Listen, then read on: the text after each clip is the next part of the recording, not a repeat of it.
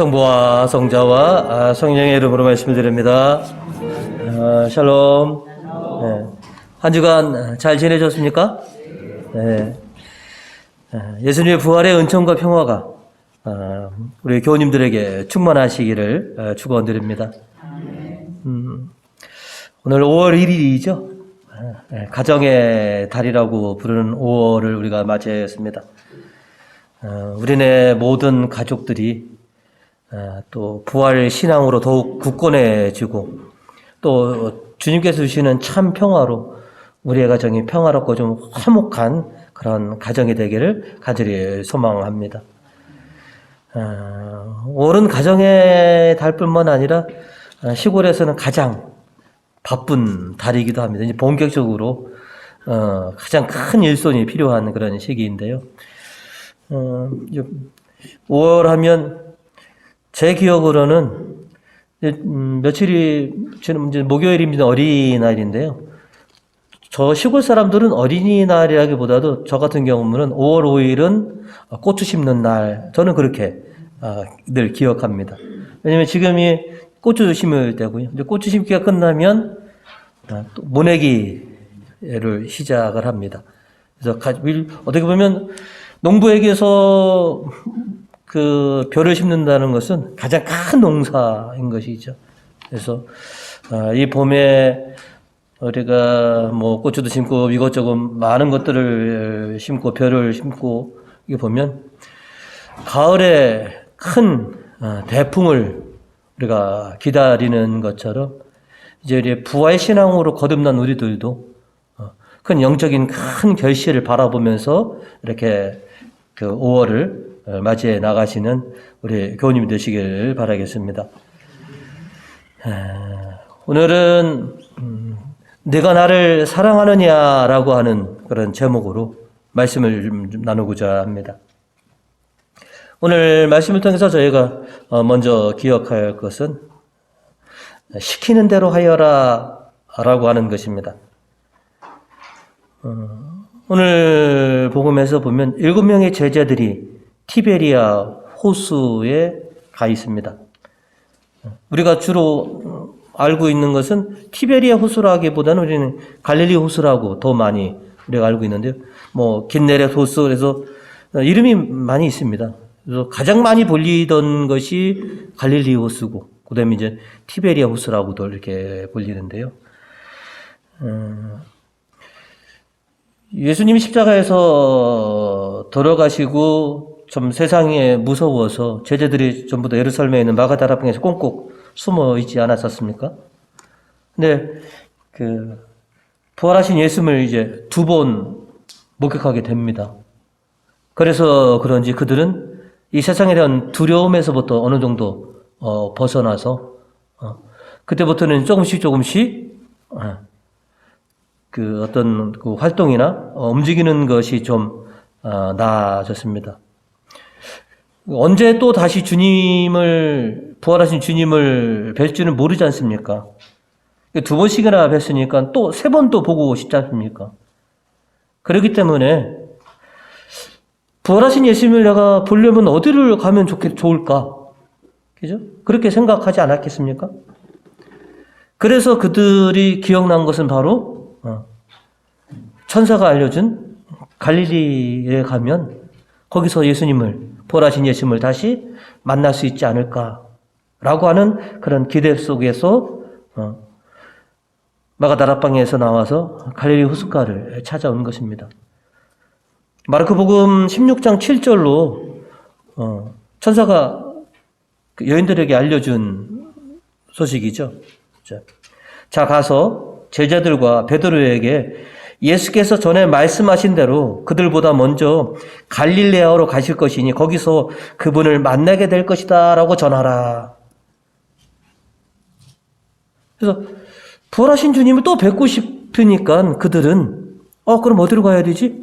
전에 갈릴리로 먼저 가셨다라고 하는 말씀을 우리가 들었지.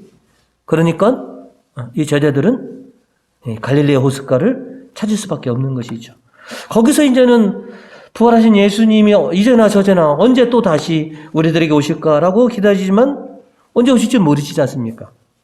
그러다 보니까 아직 오순절 성령 강림을 충만히 받기 전이죠.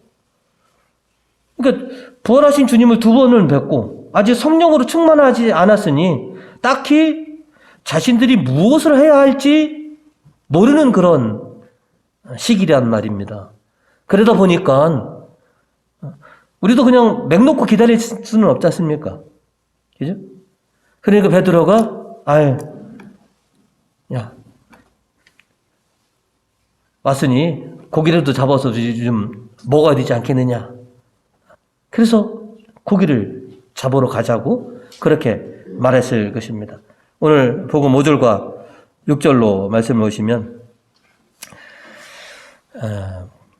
예수께서 얘들아 무엇을 좀 잡았느냐 하고 물으시자 그들은 아무것도 못 잡았습니다 하고 대답하였다. 그물을 배 오른편에 던져보아라. 그러면 고기가 잡힐 것이다. 그들이 예수께서 이르시는 대로 그물을 던졌더니 그물을 끌어올릴 수 없을 만큼 고기가 많이 걸려들었다. 평생 갈릴리에서 고기를 잡던 베드로와 그 형제들과 그 일행들. 그래서 옛날처럼 오늘 나가면 우리가 며칠을 먹을 수 있는 고기는 충분히 잡지 않을까.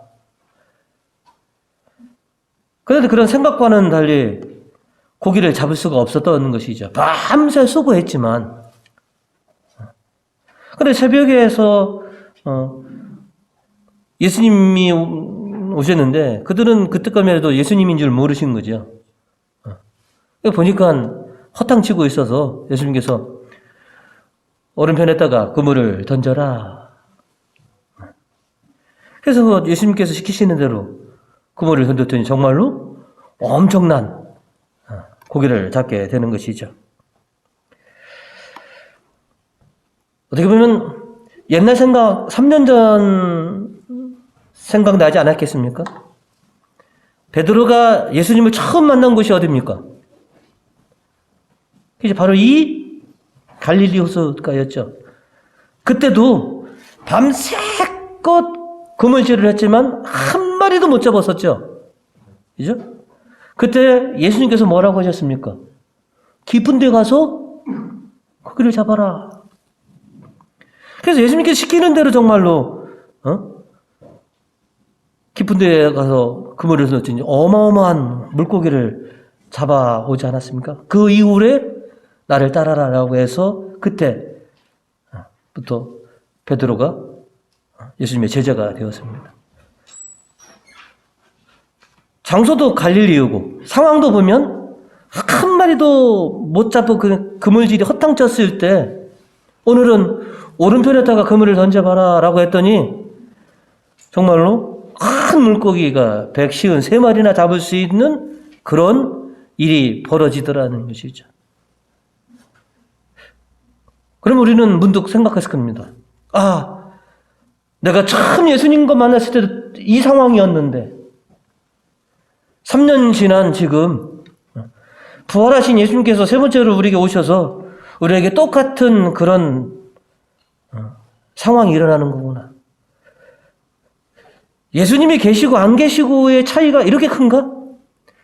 예수님이 안 계셨을 때 우리의 수고는 헛수고가 될 수도 있었는데 예수님이 계시니까 그리고 예수님의 말씀대로 깊은 데 가서 쳐라. 오른편에다 그물을 던져라 라고 해서 그대로 했더니 정말로 엄청난 결과를 얻게 되더라. 이것을 일곱 제자들이 다시 회상하지 않았겠느냐. 오늘 일도 사도행전으로 우리가 사울의 회심이라고 하는 그런 장면을 보게 되는 거죠. 초대교회를 박해하였던 사울, 그것이 자기 신념이었습니다. 저 그리스도 교인들은 마땅히 사라져야 될 존재라고 해서 일부러 자신이 자처해서 뭐예요? 저에게 임명장만 주시면 제가 선봉에 서서 그들을. 그래서 정말로 초대교회와 교인들을 그렇게 심하게 박해했던 그 사울에게 부활하신 주님께서 나타나셔서 뭐예요? 도시로 들어가라. 그러면 너에게 네가 무엇을 해야 될지 일러줄 사람이 있다. 당신이 누구십니까? 네가 박해하던 예수다. 이 사울은 예수님께서 시키신 대로 거지그대로 뭐에 순종을 합니다. 그래서 도시로 들어가는 것이죠. 그래서 초대교회와 교인들을 그렇게 박해했던 사울이 결국은 예수님께서 시키시는 대로 따랐을 때 이방인의 사도로서 그죠? 엄청난 복음의 결실들을 우리에게 가져다 주었다는 것을 우리가 잘 알고 있습니다. 오늘을 살아가는 우리들도 그렇습니다. 예수님이 계시는 것하고 안 계시는 것과의 차이 우리는 압니다. 내가 예수 없이 사는 것과 예수님과 함께 사는 것이 얼마나 큰 일인 거에 대해서 우리는 알고 있습니다. 그리고 주님께서 우리에게 시키시는 대로 내가 순종했을 때 어마어마한 놀라운 결실들을 우리가 성취할 수 있구나라고 하는 것을 우리가 알게 됩니다. 오늘 허탕친 제자들이 예수님의 말씀에 따라 오른쪽에다 그물을 던진 것처럼 오늘 우리들도 예수님께서 시키시는 대로 그대로 순종했을 때 우리 인생에 놀라운 결실들을 얻을 수 있다는 것을 늘 상기하면서 주님께서 시키시는 대로 그렇게 순종하시는 우리 교우님들 되시기를 주님의 이름으로 축원드립니다. 오늘 말씀을 통해서 두 번째로 저희가 기억하는 것은 내가 나를 사랑하느냐 하는 겁니다. 아니, 다른 말로 하면 내가 예수님을 사랑하느냐? 사랑하는가? 내가 정말로 예수님을 사랑하는가? 하는 겁니다. 제자들이 갈릴리에서 호수에서 이제 무트로 나오자 예수님께서 조반을 준비해 놓으셨습니다. 그죠? 물고기도 있었고 떡이 있었고 거기에다가 제자들이 잡은 고기를 몇 마리 더 구워서 그렇게 어떻게 보면 애찬을 베풀어 준 것이죠. 예수님께서 그러셨습니까? 자, 시장하지? 아침을 먹어라. 그렇게 애찬을 다 나눈 다음에 예수님께서 베드로에게 물으십니다. 우리가 너무 잘 알죠? 3번씩이나 예수님을 모른다고 했던 그 베드로에게 3번씩이나 네가 나를 사랑하느냐라고 물으십니다. 자, 오늘 복음 15절, 16절, 17절로 그렇게 우리에게 전해주고 있습니다. 모두들 조반을 끝내자 예수께서 시몬 베드로에게 요한의 아들 시몬아, 네가 이 사람들이 나를 사랑하는 것보다 더 나를 사랑하느냐? 예, 주님, 아시는 바와 같이 저는 주님을 사랑합니다. 예수께서 두 번째로 요한의 아들 시몬아, 네가 나를 정말 사랑하느냐? 예, 주님, 아시는 바와 같이 저는 주님을 사랑합니다. 그런데 이어서 또 세 번째로 요한의 아들 시몬아, 네가 나를 사랑하느냐? 베드로는 3번이나 예수께서 나를 사랑하느냐고 물으시는 바람에 마음이 슬퍼졌다. 왜?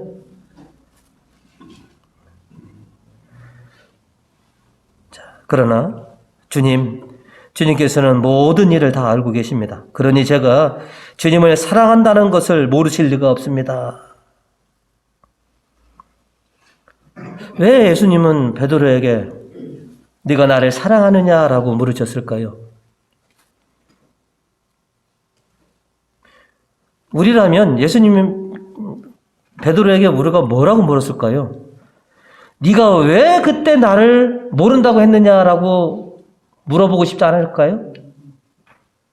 저는 아마 그랬을 것 같습니다. 저는 야, 그때 너 나하고 눈 마주쳤지? 그죠? 눈 마주쳤죠? 그죠? 베드로가 모른다고 했을 때 네. 왜 그때 너는 나를 모른다고 했느냐? 우리는 이거부터 왜 그렇게 대답했니? 라고 우리는 물으실 거지만 예수님이 이미 베드로에게 네가 나를 3번씩이나 모른다고 할 것이다라고 가르쳐 준 것도 예수님이잖아요. 당연히 그렇게 할 것이다. 그런 것은 이미 베드로의 그 외면과 배반을 예수님께서는 일찍이 용서해 주신 것이죠. 그래서 왜 네가 그때 나를 모른다고 했느냐 물으시지 않고 그거를 용서해 줬으니까. 그러나 지금 이제 부활신앙으로 새롭게 거듭나야 할 베드로에게 왜 그때 그랬느냐라고 묻지 않으시고 지금 그리고 앞으로 네가 나를 정말로 사랑하느냐? 그렇게 물으시는 것이죠. 왜? 이제 부활신앙으로 진정한 제자로서의 사역을 해야 할 베드로에게서 중요한 것은 지나간 잘못에 대한 그런 참여도 중요하지만 앞으로 사역을 했을 때 예수님에 대한 그런 사랑의 마음과 감정이 없으면 장차 사역을 할 수가 없기 때문에 그렇습니다. 예수님에 대한 사랑의 마음이 있느냐? 그런 감정을 지금 네가 갖고 있느냐? 그거면 된다. 나는 능력으로서 제자를 뽑으신 게 아니죠, 예수님은. 그죠? 나에 대한 사랑의 마음과 감정만 있으면 뭐든지 다 할 수 있다. 예수님을 사랑하는 그런 마음과 생각과 그런 감정이 있어야지만이 사도로서 사역을 할 수 있는 게 되는 것입니다.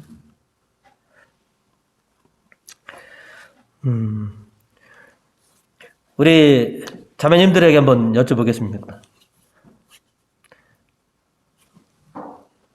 남편에게 당신 나 사랑해 라고 여태까지 한 몇 번이나 물어보신 것 같습니까? 결혼 20년 넘으신 분들은 지금 남편들에게 여보 나 사랑해 라고 물어보시는 분 계세요? 근데 신혼 때 결혼한 지 얼마 안 됐을 때는 어떻습니까? 분명 사랑하니까 결혼했죠. 사랑하니까 가정을 꾸렸고 근데 왜 남편들에게 여보 나 사랑해 라고 왜 물어보십니까? 근데 또 남편들은 뭘 또 대답을 빨리 못 해주고 뭉기적거리고 뭘 그걸 물어봐 라고 뭐 꼭 말로 해야 알아라고 해서 정확한 답은 또 왜 못 해주시는 겁니까? 베드로처럼 네가 나를 사랑하느냐 라고 물었을 때 네 제가 주님을 사랑합니다 라고 대답해 주면 되는 거고 아내들은 뻔히 남편이 본인을 사랑하는 거 알고 있으시죠? 근데 왜 물어보시는 겁니까? 늘 자신에 대한 그런 사랑의 마음과 감정을 갖고 있느냐라고 하는 것을 뭐예요? 확인받고 싶어 하는 거 아니겠습니까? 그리고 말이 씨가 된다고 해서 살아보면 뭐 정으로 산다라고 그러지만 그래도 사랑해 사랑해 사랑해라고 고백하다 보면 그죠? 정말로 더 뜨거운 사랑과 그런 감정들이 생기는 거 아니겠느냐. 참 우리나라가 오늘날의 결혼 생활이 참 힘들고 어렵습니다.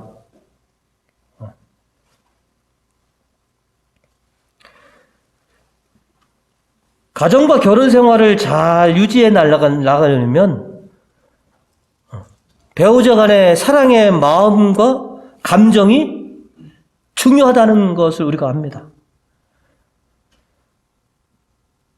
우리가 살아가다 보면 산전수전, 공중전을 다 치러야 되는데, 그죠? 배우자에 대한 그런 사랑의 마음과 감정이 있으면 그 큰 파고를 넘길 수가 있습니다. 그리고 부부가 서로 사랑하고 또 그런 애틋한 마음을 있다면 그 어떤 희생과 헌신도 감내할 수 있게 되더라는 것이죠. 예수님이 베드로에게 그래서 물어보신 것이 아닌가. 앞으로 장차 베드로가, 아니 다른 사도들이 어떤 일을 겪어야 할지 예수님은 손바닥 보듯이 훤히 아시는 것이죠. 그 어려움과 그런 고초와 그런 시련들을 이겨나갔을 때 예수님에 대한 그런 사랑의 마음과 감정이 그들에게 있으면 또 사도들은 예수님에 대한 그런 사랑의 마음과 감정으로 그 박해들을 다 이겨냈다는 것이죠. 그래서 예수님께서 내가 나를 사랑하느냐라고 그렇게 물어보시는 겁니다. 우리도 지난 몇 주 전에 고백을 했죠. 사제들도 1년에 한 번씩 공식적으로 고백을 합니다. 그죠? 근데 이렇게 돌이켜보니까요. 그때 내가 예수님에 대한 뜨거운 사랑의 감정으로 그렇게 내가 주님께 고백을 했느냐. 여러분 부활 망일날 세례 갱신했을 때 어떤 마음과 태도로 여러분 세례 갱신을 하셨습니까?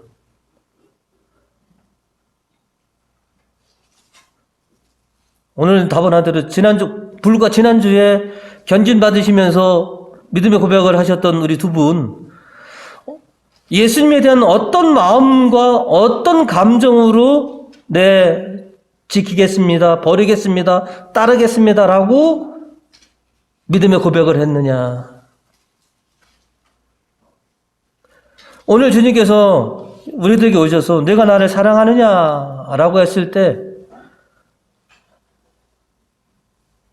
주님에 대한 뜨거운 그런 마음과 감정으로 네, 제가 당신을 사랑합니다라고 이렇게 대답할 수 있는지, 아니면 그냥 무미건조하게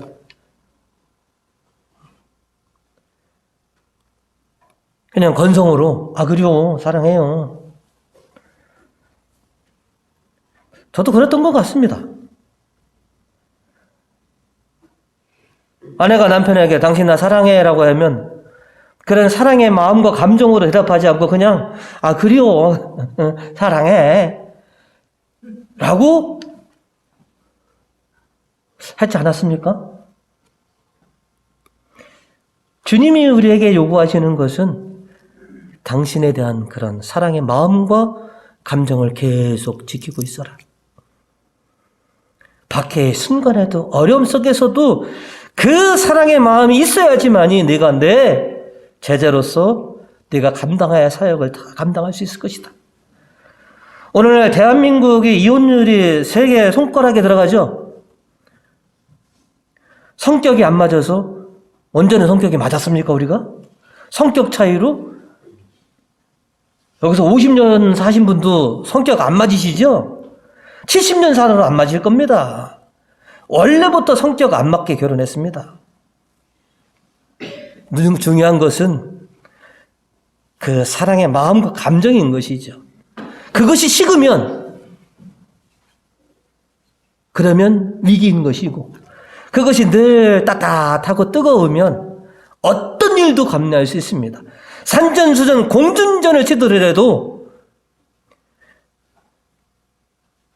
배우자 간의 사랑, 주님에 대한 사랑이 있으면 그 어떤 어려움과 시련과 박해 속에서도 우리가 주님의 제자로서 능히 극복해낼 수 있다라고 하는 것이죠. 늘 주님에 대한 그런 사랑의 마음과 감정으로 네, 제가 주님을 사랑합니다라고 고백할 수 있는 교우님 되시기를 진심으로 축원드립니다. 세 번째로는 양들을 잘 돌보아라 라고 하는 것입니다.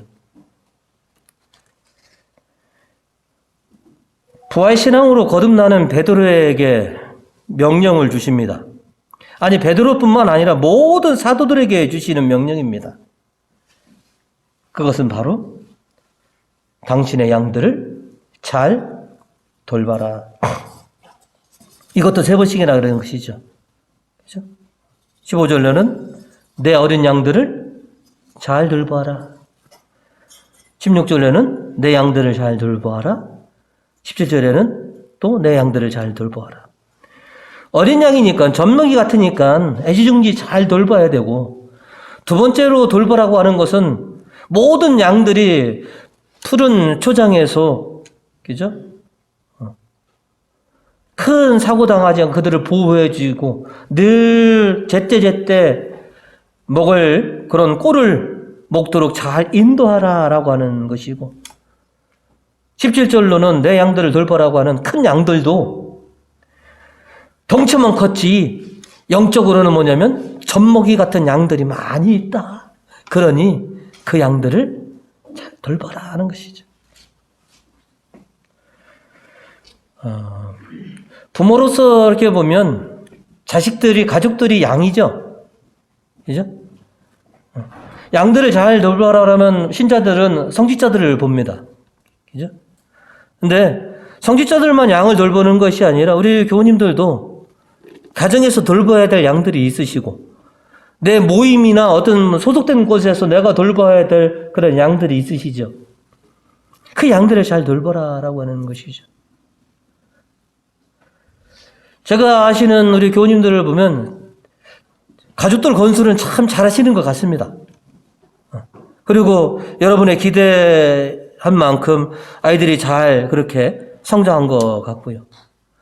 그런데 한 가지 뭐냐면, 영적으로 내가 잘 가르쳤느냐, 영적인 꼴을 잘 매겼느냐라고 바라본다면 여러분 어떠십니까? 자신 있으십니까?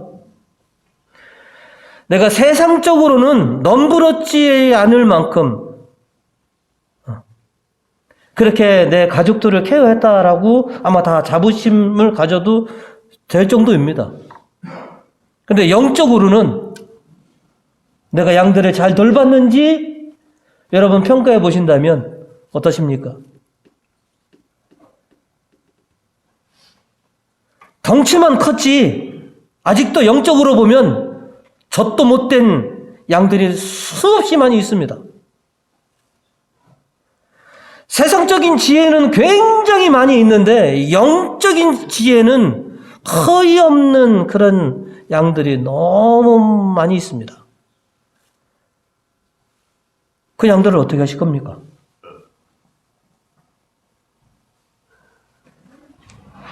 나만 혼자 천상의 궁전에 들어가서 하나님께서 베풀어 주시는 그런 잔치에 참여하겠습니까?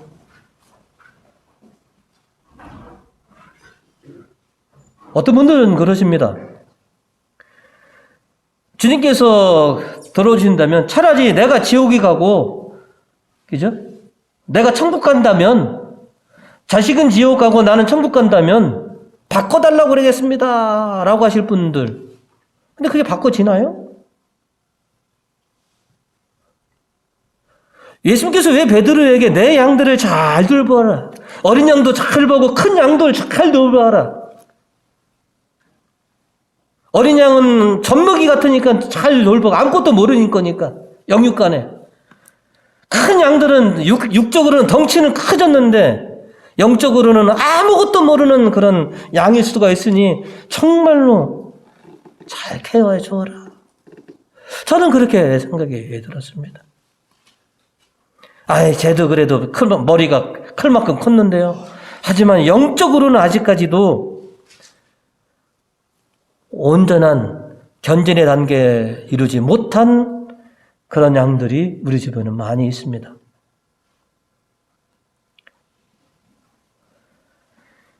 그래서 베드로에게 내 양들을 잘 돌보아라, 영육간에 온전하고 건강한 양들이 될 수 있도록 그렇게 돌봐라.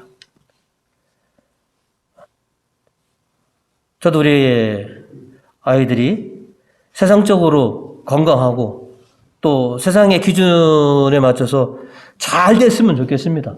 그러나 그보다 더 중요한 것은 같이 하나님께서 베풀어 주시는 천상의 잔치에 함께 참석하는 그런 자식들이 되었으면 좋겠다라고 하는 것이죠. 나 혼자 천국 가면 뭐 하겠습니까? 그죠? 자식은 지옥에 가는데 내가 천국 간다면, 그죠? 부모의 심정으로 두 다리 뻗고 가서 잔치에 참여할 기분이 나겠느냐 하는 것이죠. 그래서 베드로에게 그럽니다. 양들을 잘 돌봐라. 주님께서는 우리에게 맡겨주신 양이 있습니다. 그죠? 저마다에게 맡겨주신 그 양들이 있습니다. 그 양들이 영육간에 잘 되기 위해서 내가 어떻게 그 양들을 돌봐야 될 것인지를 늘 생각하면서 또 그 양을 돌볼 때, 그죠? 베드로에게 먼저 하는 것처럼 네가 나를 사랑한 것처럼 그 사랑의 마음으로 그 양들을 돌봐라라고 하시는 것이죠. 늘 사랑의 마음과 그런 감정을 가지고 마치 예수님 대하듯이 그렇게 양들을 잘 케어한다면 아마 훌륭하고 건강하고 온전한 그런 양들로 성장할 것이다 하는 것이죠. 이것이 우리에게 주어진 부활의 사명입니다. 부활 신앙으로 살아가는 우리들, 내 사명이 무엇이냐? 부활을 체험한 내가 지금 해야 할 일이 무엇이냐라고 초심을 잃지 말아라. 그래서 갈릴리에서 그들에게 온 것처럼 처음 우리가 뜨거웠던 그 신앙의 초심들, 그리고 지금 다시 주님께서 우리에게 주신 이 사명들을 잘 수행하여서, 그죠? 주님께서 시키시는 대로 그렇게 순종해서 정말 놀라운 153마리나 되는 물고기를 잡았듯이 정말 우리도 엄청난 결과들을 성취해낼 수 있는 그런 교우님들 되시기를 주님의 이름으로 축원드립니다.